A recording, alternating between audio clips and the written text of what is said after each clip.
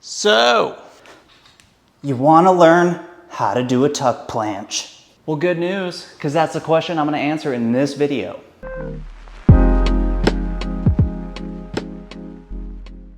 Look, it's frustrating, I get it, I've been there myself.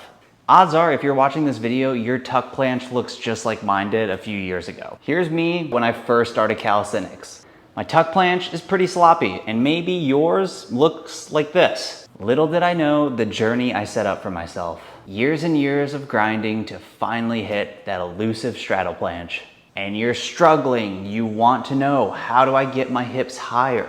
How do I even do a tuck planche in the first place? And if I'm being honest, my advice on this subject means even more because it took me years to get there. Look, all I'm saying is if you're 5'2" and you weigh 90 pounds soaking wet, you don't know the struggle. With those proportions, I'd be able to full planche with like a week of training. But when you're 6 feet tall, you weigh 180 pounds, it's a different story.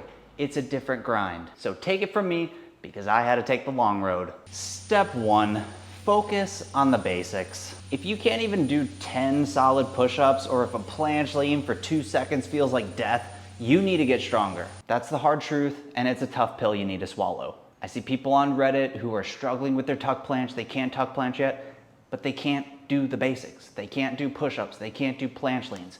Focus on the basics first before you jump into a tuck planche. If I ask you to do a tuck planche and it looks like you're about to do dips with your knees tucked for no reason, you need to get stronger. You need to do some more dips. And while you're at it, do some more push-ups. Do some pseudo planche push-ups. Do some planche leans. Hold it. If you can only hold it for 2 seconds, you need to hold longer. And feel free to do all of those exercises on some rings.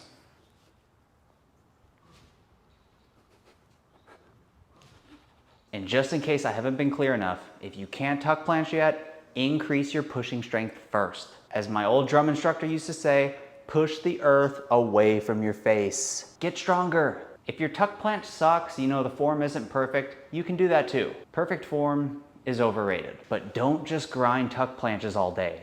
Work on your pushing strength. Step 2, can you do an easier tuck planche? I'm talking about this. It's called a crow pose. If you can't do this easily, what makes you think that you're gonna be able to take your knees off your arms and do that? Doesn't make sense, right?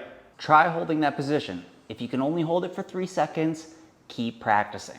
But if you can hold it for like 30 seconds, then it's probably time to move on to another progression. And feel free to play around with this position. You don't have to just hold the pose. You can try taking one leg off, then the other leg, and just alternate. Play with it. And guys, please do not leave a comment asking how many sets you should be doing, how long your hold should be. Do the crow pose. If you hold it for 15 seconds and it feels like you can't do any more sets, then you worked hard enough. You exerted yourself. But if it feels like you can do another set or two, then do another set or two. Stop overthinking this. Work hard, quit obsessing over hold times and sets and reps and everything like that. Exert yourself, put in work so it feels like you put in some work, and you're gonna make some progress. If you wanna know more about this, I did a whole video about overthinking your training, so give that a watch. Another exercise I would recommend doing are pike pull-throughs. Now these are good because you can do them even if you can't tuck planche yet, and they're good for helping you develop the straight arm strength as well as the shoulder protraction that you're going to need to do a tuck planche. Because one of the hardest parts about doing a planche is keeping your shoulders out like this rather than caved in like that. And when you do this drill, it's really hard to do it keeping your shoulders caved in. So it's great practice and it's good for developing that muscle memory and that body cue for keeping your shoulder blades pushed out as you're holding the tuck planche. If you're gonna do this drill, it's better to have a set of parallel bars that are higher off the ground. If you have some that are really low, you might wanna put them on a bench or something to give you a little bit more height. But all you're gonna do is kind of start in this L-sit position with your feet on the ground and pull through, just like that. Slide your feet out. My feet came up, but it's okay if they stay on the ground. Like this.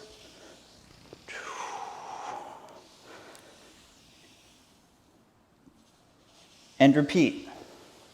And doing that drill is gonna give you the awareness on how to get your hips higher into a tuck planche so that you're not always stuck down here and you can lift them up there, while also building your straight arm strength and drilling shoulder protraction, because as I mentioned, once you get up here, it's gonna be really hard to cave your shoulders in.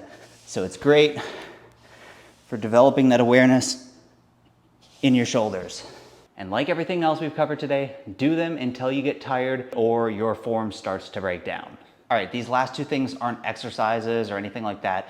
It's just some general things to do and keep in mind while you're training to help you progress. The first one is, and I can't stress this enough, film yourself. Unless you have a training partner who knows what they're doing or you have a coach, film your sets so that you can go back and watch them. You need to film your sets not only to identify what you're doing wrong and what you can improve on, but also to have a historical record so that you can see how you're progressing over time. If you train alone and you're not filming yourself, you're shooting yourself in the foot. What you feel while you're training and what you look like are two totally different things. So if you're serious about getting good at calisthenics and you train alone, film yourself. I film myself in the gym all the time. Just yesterday, I was in the gym doing Romanian deadlifts for the first time, and guess what? I'm filming myself. It's a new lift. I've never done it before. I know I'm not gonna feel the hamstring engagement on the first time. So in order for me to identify and dissect why that's happening, I have to film myself so that I can go back and study it afterwards once I'm out of the gym. I mean, even just in this video, I've shown you guys multiple clips over the years. Some of that was to post on social media, but most of it was for my own benefit.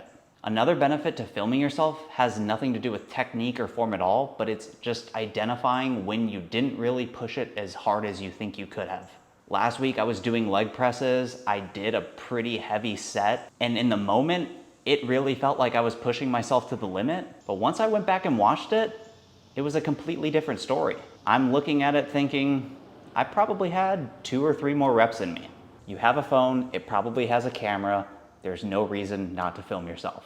And the last thing I want to bring up, which is kind of related to filming yourself, but it's timing yourself. Calisthenic skills are a little bit different than traditional weightlifting. It's not purely about the weight and the reps and the sets. When we're doing stuff like tuck planches, it's primarily about the hold time. And if you don't have a friend next to you, or if you don't have your phone filming yourself, do you really know how long you held that tuck planche for? Hold times in calisthenics are the equivalent of rep and weight. So if you're not tracking that, how do you know you're getting any better? Well, there you have it. Those are my reasons why you can't tuck planche and how to fix it. The tuck planche is a hard exercise, and the journey to a straddle planche is a long one. But hopefully some of the advice in this video helps you get your first tuck planche or helps you clean up the form on the tuck planche that you're already doing. If you guys want any of the parallettes that I have in this video, including the rings, I'll have links in the description. If you enjoyed this video, please consider liking the video and subscribing to the channel to stay up to date on my latest videos. And if you guys have any questions, please feel free to leave a comment below. Thank you for watching.